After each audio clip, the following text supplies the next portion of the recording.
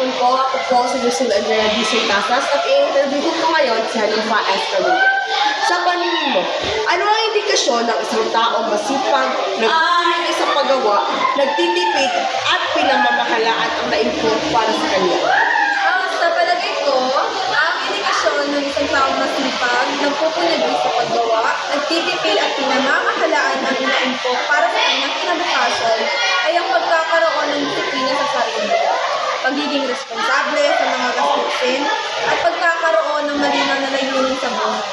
Nakikita ito sa kanyang pagtatrabaho ng may dedikasyon, pag-iwas sa mga luho at pag-iipon ng pera para sa kanyang kinabukasan.